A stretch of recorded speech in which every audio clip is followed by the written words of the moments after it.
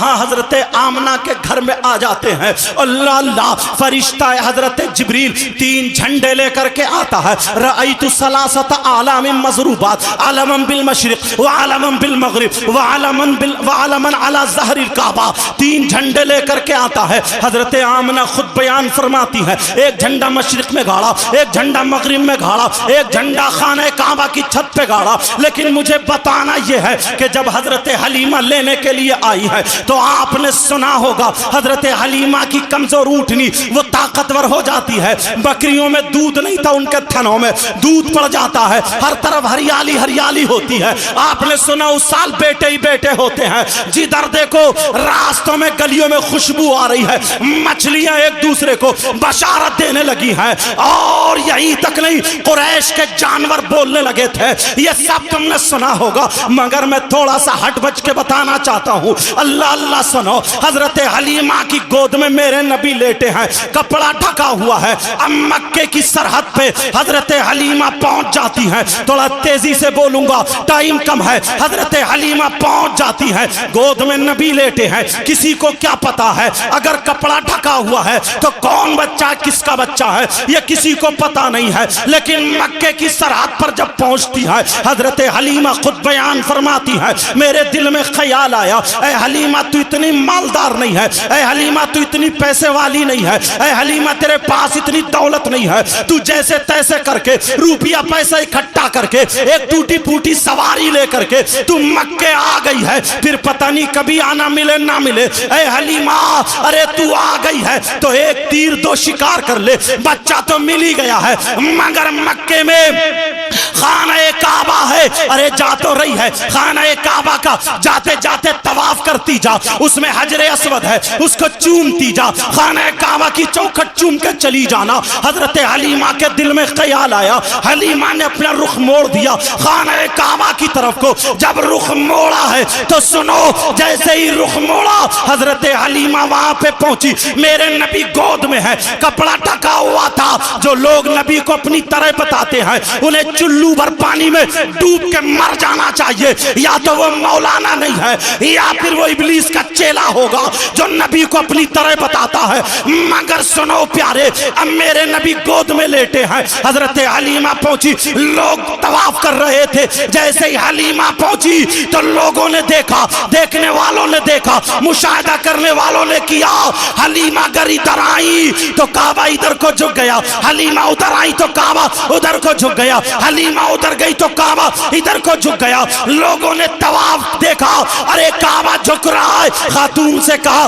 حلیمہ سے کہا, کون خاتون ہے, تمہارا نام کیا ہے, کہاں کی رہنے والی ہو, اپنا بایو ڈاٹا بتاؤ. حلیمہ کہنے لگی, تمہیں نام سے کیا مطلب ہے. لوگ بولے, سنو, پوری دنیا کے لوگ اگر جھکتے ہیں تو کعبے کی طرف کو جھکتے ہیں, آج یہ کعبہ تمہاری طرف کو جھک رہا. حلیمہ بولی, نہیں, یہ کعبہ میری طرف کو نہیں بلکہ میری گود میں کعبے کا کعبہ ہے, اس کی طرف کو جھک رہا. جس کی ترجمانی اعلیٰ حضرت نے یوں کی, حاجیو آؤ شہنشاہ کا روزہ دیکھو, کعبہ تو دیکھ چکے, کعبے کا کعبہ دیکھو. واہ, نعرے تکبیر, نعرے رسالت, جشن عید میلاد النبی, سرکار کی آمد, آقا کی آمد, مسلک اعلیٰ حضرت, انجمن برکات سننے کی ہے. بڑی پیاری بات سامنے آ گئی ہے, بڑی تیزی سے ختم کرنے لگا ہوں پیارو, مگر بڑی پیاری بات سامنے آ گئی ہے. حضرت حلیمہ جب میرے نبی کو لینے گئی تھی تو ایک بکری ایسی تھی جس بکری کا پیٹ پھول گیا تھا, جس بکری کے منہ سے تھوک اور رال ٹپک رہی تھی. لوگوں نے یہ تصور کر لیا تھا یہ بکری اب نہیں بچے گی, اس پہ کوئی چیز اثر نہیں کر رہی ہے. اس بکری نے کھانا پینا چھوڑ دیا تھا, اب یہ بکری مر جائے گی, بچے گی نہیں. حلیمہ بھی یہی سوچ کے چلی گئی تھی یہ بکری مر جائے گی. مگر حلیمہ جب گھر پہنچی ہے, میرے نبی گود میں ہے, بکری جو تھی سسک رہی تھی. او کمیٹی والو مبارکباد ہے تمہیں, اور پورے سرولی والو جو تم نے کمیٹی والوں کا ساتھ دیا ہے، تمہیں بھی مبارکباد ہے۔ آج نبی کی، آج اگر نبی کا فیضان، نبی کا کرم ہو گیا تو ہم سب کا بیڑا پار ہو جائے گا۔ میرے نبی حضرت حلیمہ کی گود میں ہے، جب حلیمہ کے گھر آتے ہیں، جیسے ہی آئے نبی نے ادھر کو تھوڑا تھوڑا اشارہ کیا، اب میرے نبی گود میں ہے، حلیمہ بکری کو دیکھنے جاتی ہے، جیسے ہی بکری کے پاس بیٹھتی ہے نبی بھی گود میں ہے، میرے نبی کل بلائے، میرے نبی مچلنا تھا، میرے نبی کے دونوں پاؤں بکری کے پیٹ پہ رکھ گئے، جیسے ہی رکھے تو وہ بکری اٹھ کے کھڑی ہو جاتی ہے اور ٹھیک ہو جاتی ہے، سانسیں لینے لگتی ہے، کھانے لگتی ہے۔ بریلی کے امام بولے جن کے تلووں کا دھون ہے آب حیات ہے وہ جان مسیحا ہمارا نبی۔ سبحان اللہ، سبحان اللہ۔ اس شعر کی ایک تشریح اور کروں گا، ذرا سنو۔ میرے نبی اللہ اللہ، میرے نبی کی یہ بات جب پھیل جاتی ہے سارے لوگوں میں، کہا رے دیکھو جو بچہ آیا ہے وہ تو نورانی بچہ ہے، وہ تو برکت والا بچہ ہے، وہ تو پیارا بچہ ہے۔ کتنے پیارے ہو، آج نبی کا ذکر ہو رہا ہے اور ہم نے یہ پڑھا ہے جہاں پہ اللہ اور رسول کا ذکر ہوتا ہے میرے آقا خود تشریف لے آتے ہیں، رحمت کے فرشتوں کا ذکر بھی ہوتا ہے، آقا کی محفل میں آقا خود آتے ہیں۔ اگر سرولی والوں تم نے ڈی جے نہیں بجائے، تم نے ڈھول تاشے گاجے نہیں بجائے، نبی کی محفل سجائی ہے، نبی اگر سرولی میں آ گئے ہیں تو تمہاری سرولی کی تقدیر بلند و بالا ہو جائے گی۔ اللہ اللہ سنو، اور پہلے سے بھی قسمت بلند و بالا ہے۔ نبی کی اولاد جو یہاں رہتی ہے، نبی کے شہزادے جو یہاں رہتے ہیں، تم کبھی نہ کبھی تو اپنے بچوں کے گھر جاتے ہی ہوگے، کبھی نہ کبھی تو اپنی اولاد کے گھر جاتے ہوگے۔ اگر نانا ان نواسوں کے گھر آ گئے تو نواسوں کا گھر کہیں لندن میں نہیں ہوگا یا نہیں ہوگا مگر سرولی میں ضرور ہے۔ سید شہادت میاں بیٹھے ہوئے ہیں، لیکن سنو میرے نبی کی جب یہ بات اڑ گئی کہ بچہ جس کے پاؤں سے، جس بچے کے پاؤں اگر کسی بیمار کو لگ جائے تو وہ بیمار ٹھیک ہو جائے، بخار والے کو لگ جائے بخار ٹھیک ہو جائے، مرنے والا ہو تو وہ ٹھیک ہو جائے۔ عورتیں اکٹھی ہو گئی، جمع ہو گئی، زیادہ عورتیں تھی، نبی بولی حضرت حلیمہ بولی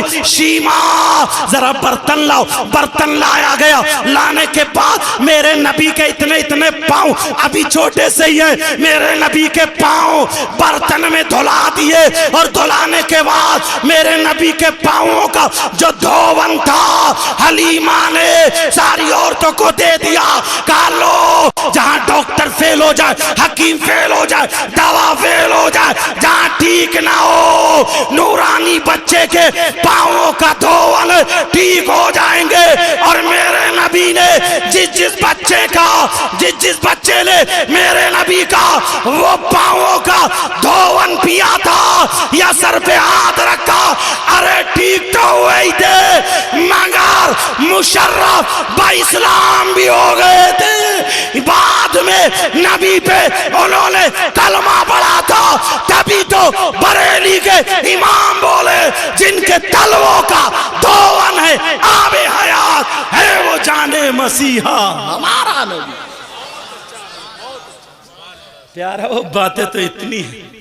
اللہ، میں نے قرآن کی آیت پڑھی تھی، رسول اللہ کی زندگی کو اپنی زندگی کے لیے نمونہ بنا لو، نمونہ عمل بناؤ تاکہ تمہاری زندگی روشن ہو جائے۔ آج کے بعد انشاءاللہ زندگی رہی تو یہاں سے آگے گفتگو ہوگی، اچھے شاعر اللہ تعالیٰ نصیب اچھا کرے۔ دیکھو اس کی ماں کتنی باصلاحیت ہے، اتنی چھوٹی بچی کو کتنا شاندار دوپٹہ اڑا کے بھیجا ہے۔ اور بعض میری بہن وہ ہوتی ہے جو اتنی بڑی بچیوں کو پینٹ شرٹ اور وہ کلپ کیا لگا کے بالکل ناچنے والی عورتوں کی طرح بنا دیتی ہے۔ اس بچی کی ماں سے سبق حاصل کرو۔ سمجھ میں آ رہی ہے بات بڑھانے کی نہیں ہے، ورنہ اتنی شاندار باتیں یاد آ رہی۔ اتنے اچھے شاعر ضیاء یزدانی صاحب اور غلام نور مجسم اور باقی فہرست یہ بتائیں گے۔ حسان رضا یہ جہاں پہنچ جاتے ہیں نا تو سوتی ہوئی محفل بھی جاگ جاتی ہے، بہت اچھی نظامت کرتے ہیں۔